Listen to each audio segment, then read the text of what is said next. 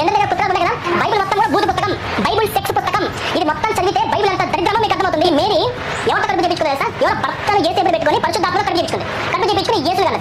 వాడు వ్యభిచార వంశంలో పుట్టిన వాడు యేసు ప్రభు. బహిరంగంగా చెప్తున్నా, వీడియోలో నేను బహిరంగంగా చెప్తున్నా, యేసు ప్రభు ఒక వ్యభిచార వంశంలో పుట్టాడు. ఈనాడు క్రైస్తవులు ఎవరెవరి మీదో కేసులు పెడుతున్నారు కానీ ఇలా బహిరంగంగా వీడియోలు చేస్తూ బైబిల్ మీద బురద జల్లుతూ జనాల్ని ఏమార్చుతున్న ఈ నల్లపంది మీద పెట్టరే కేసు. పచ్చకామిలోడికి ఊరంతా పచ్చ కనిపించినట్టు పరిశుద్ధాత్మ వల్ల గర్భం ధరించిందంటే తప్పుగానే ఆలోచిస్తారా? తప్పుడు వెదవ. రూపమే లేని పరిశుద్ధాత్మతో తప్పెలా చేస్తుందిరా మీరి? దున్నపోతూ పరిశుద్ధాత్మకి అర్థం తెలుసుకోరా? పరిశుద్ధాత్ముడు అంటే మనిషి కాదు, అది మనలో ఉండే మన అంతరాత్మ, మన మనస్సాక్షి. మనిషి రూపంలో కాకుండా మన ఆత్మని శుద్ధి చేసే శుద్ధాత్మ అది. యేసు ప్రభుది వ్యభిచార వంశం అంటావురా? తిరిగి మేము నీ కుటుంబాన్ని అలా అంటే నీ మొహం ఎక్కడ పెట్టుకుంటావురా? కానీ మేము అలా అనంగా, మాకు సంస్కారం ఉంది. నువ్వు సంస్కారహీనుడు కాబట్టి సిగ్గు లేకుండా బరి తెగించి పవిత్రమైన బైబిల్ మీదే అపవిత్రత అనే బురద చల్లుతున్నావు. బైబిల్లో లేనివని చెప్తావురా నువ్వు?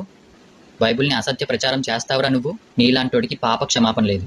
ఎందుకంటే నువ్వు వెన్నుపోటుదారుడివి దేవుడికి. దుష్టుడా, పోయి నీ వినాశనాన్ని నువ్వే తెచ్చుకోకు. నీ చేతులతో నువ్వే నరక ద్వారాలు తెరుచుకోకు. దేవుళ్ళో కృపనే చూసావు, ఆయన కోపాన్ని నువ్వు ఇంకా చూడలేదు. చూసేలోపు నువ్వు మట్టిలో ఉంటావు, గుర్తుపెట్టుకో.